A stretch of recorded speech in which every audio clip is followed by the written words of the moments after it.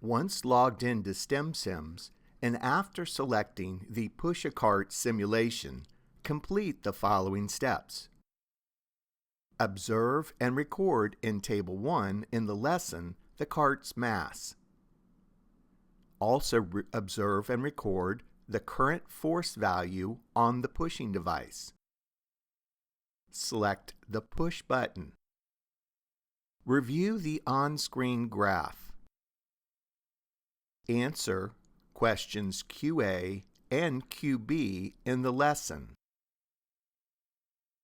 Observe and record in Table 1 the initial cart speed. Also record the cart speed when the device stopped pushing the cart. Calculate and record in Table 1 the change in speed of the cart and the acceleration of the cart. Select the Return Cart button. Repeat the investigation, only this time use different force values on the pushing device. Make sure to complete all of Table 1. Finally, answer the What do you understand questions.